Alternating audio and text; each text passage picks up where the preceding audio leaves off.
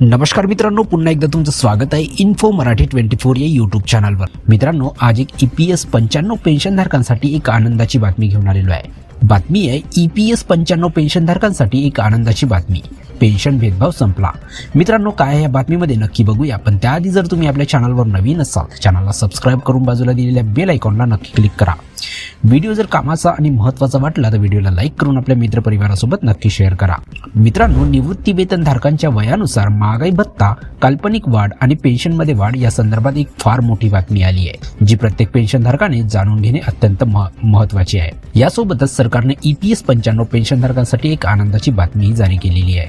1 जुलै 1 जानेवारीची काल्पनिक वाढ। मित्रांनो, लष्करांकडून एक आदेश जारी करण्यात आला आहे, ज्यात असे म्हटले आहे की 30 जून किंवा 31 डिसेंबर रोजी निवृत्त होणाऱ्या सैनिक, माजी सैनिकांना आता 1 जुलै आणि 1 जानेवारीच्या वेतनवाढीचा लाभ दिला जाईल।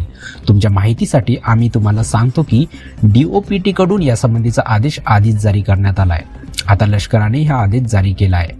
केंद्रीय निवृत्तीधारकासोबतच आता लष्करात कर्मचारी, माजी सैनिकांना 1 जानेवारी आणि 1 जुलै रोजी वेतनवाढीचा लाभ मिळणार आहे। EPS 95 पेन्शनधारकांसाठी आनंदाची बातमी। मित्रांनो, EPFOने EPS 95 पेन्शनधारकासाठी एक महत्त्वाचा आदेश जारी केला आहे, ज्यात असे म्हटले आहे की EPS 95 पेन्शनधारक आता देशातील कोणत्याही बँकेतून, कोणत्याही ठिकाणावरून त्यांचे पेन्शन मिळवू शकतात। निवृत्तीनंतर निवृत्ती वेतनधारक कुठेही राहत असला तरी आता त्याला पेन्शन मिळण्यात कोणतीही अडचण येणार नाही।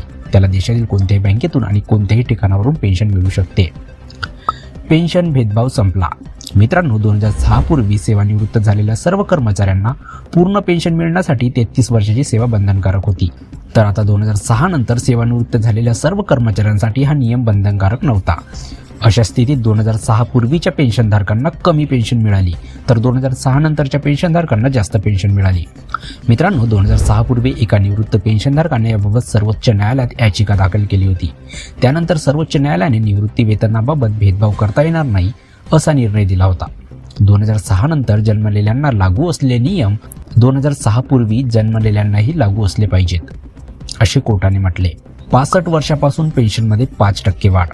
मित्रांनो, संसदीय समितीने पुन्हा एकदा सरकारला इशारा दिला आहे की पेन्शन 65 वर्षावरून 5%, 70 वर्षावरून 10% आणि 75 वर्षावरून 15% ने वाढवण्याच्या शिफारशी तातडीने लागू करा। संसदीय समितीने पेन्शनधारकांच्या पेन्शन नियमामध्ये बदल करण्याची गरज असल्याची शिफारस केली होती। मित्रांनो, सध्याच्या नियमानुसार 80 वर्ष पूर्ण झाल्यानंतर पेन्शनमध्ये 20% वाढ केली जाते, जी बदलणे आवश्यक आहे। यावर संसदीय समितीने वयाच्या 65व्या वर्षापासून पेन्शनमध्ये 5% वाढ करण्याची शिफारस केली होती, मात्र सरकारने त्याची अंमलबजावणी केली नाही। अशा परिस्थितीत हा नियम तातडीने लागू करावा असा इशारा संसदीय समितीने पुन्हा सरकारला दिला आहे। 3% महागाई भत्त्यात वाढ, 56% DADR। मित्रांनो, जानेवारी 2025 पासून तुमचा महागाई भत्ता पुन्हा एकदा वाढणार आहे। तुमचा महागाई भत्ता वर्षातून 2दा वाढतो, हे तुम्हाला माहीत असेलच। जुलै 2024 पासून एकूण महागाई भत्ता 53% होता। आता जानेवारी 2025 पासून पुन्हा एकदा तुमचा महागाई भत्ता 3% वाढेल आणि एकूण महागाई भत्ता 56% होणार आहे। ते एप्रिल महिन्याचे वेतन व निवृत्ती वेतनासह जानेवारी, फेब्रुवारी व मार्च महिन्याच्या थकबाकीसह देण्यात येणार आहे। दरम्यान वाढती महागाई पाहता निवृत्ती वेतनधारकांच्या संघटनांनी पुन्हा एकदा भारत सरकारकडे 18 महिन्याची थकबाकी निवृत्ती वेतनधारकाच्या खात्यात तातडीने जमा करावी अशी मागणी केली आहे। जर ते एकदा शक्य नसेल तर ते 3-4 हप्त्यामध्ये भरावे, पण ते भरावेच लागेल। तर मित्रांनो, कशी वाटली ही कामाची आणि महत्त्वाची बातमी? जर बातमी कामाची आणि महत्त्वाची वाटली असेल तर व्हिडिओला लाईक करून आपल्या मित्रपरिवारासोबत नक्की शेअर करा। तसेच जर तुम्ही आपल्या चॅनलवर नवीन असाल तर चॅनलला सबस्क्राइब करून बाजूला दिलेल्या बेल आयकॉनला नक्की क्लिक करा। व्हिडिओ बघितल्याबद्दल खूप खूप धन्यवाद।